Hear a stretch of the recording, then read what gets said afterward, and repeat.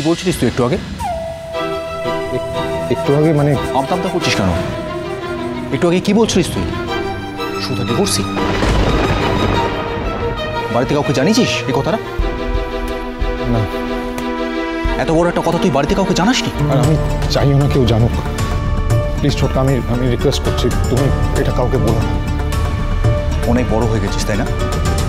এত বড় একটা ঘটনা, এত বড় একটা কথা ছোটকা কেউ জানাতে পারিস না। প্লিজ প্লিজ, এখানে নয়, কেউ শুনে ফেলবে। আর ঠাম্মি যদি শুনে ফেলে তাহলে তো সর্বনাশ হয়ে যাবে। তুমি ঘরে চলো।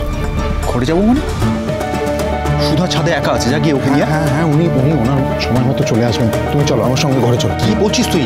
যা গিয়ে সুধাকে নিয়ে আয়। আরে তুমি ওনার কথা বাদ দাও না, বাকি কথা ঘরে হবে। তুমি চলো প্লিজ, চলো প্লিজ প্লিজ প্লিজ।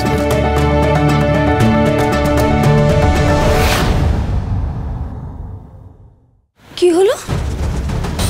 ওরা এত রাতে এখানে কি করছে?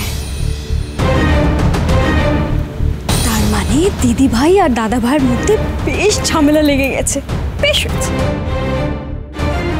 কিন্তু দাদা ভাই ছোটকাকে নিয়ে ঘরে যাচ্ছে আর দিদি ভাই ছাদে গেছে, এটা কেন?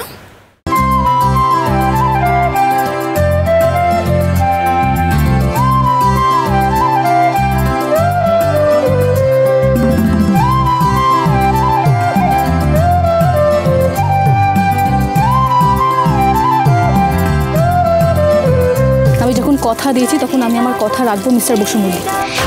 একটা ঝড়ে যা উলটপালট হয়ে গেছে আমি সব ঠিক করে দেব। মা, দিদিভাই কি করতে চাইছে? আমি প্রমাণ করে দেব মিস্টার বসু মল্লিক। এই সব কিছু ঠিক করে দিয়ে আমি আপনাকে ভুল প্রমাণ করে দেব।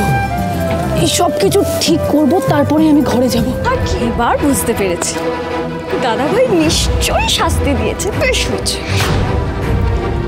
এটা তো সবে শুরু দিদি ভাই, আরো কত শাস্তি তোমায় পেতে হবে, কত অপমান সহ্য করতে হবে, তুমি কল্পনাও করতে পারছো।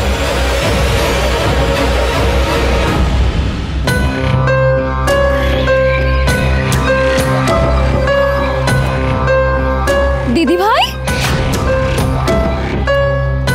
তরিতা তুমি? এই প্রশ্ন তো আমারও। এত রাতে তুমি ছাদে এসব কি করছো? এই তো ছাদ বাগান সব মেরামত করছি। কাল সকালে দেখবো সবকিছু আবার আগের মতো হয়ে গেছে। ছাদ সাজিয়ে কি লাভ দিদি ভাই? তুমি ঠাম্মিকে না জানিয়ে মিষ্টি বানাচ্ছ, এটা ঠাম্মি জেনেই গোসা করে নিজেকে ঘরবন্দি করেছে। এরপর যখন জানবে যে তুমি ডিভোর্সি, তখন না জানি তোমায় কোন শাস্তি দেবে। শুভ বিবাহ সোম থেকে রবি প্রতিদিন রাত ৯টায় স্টার জলসায় ও ডিজনি প্লাস হটস্টারে।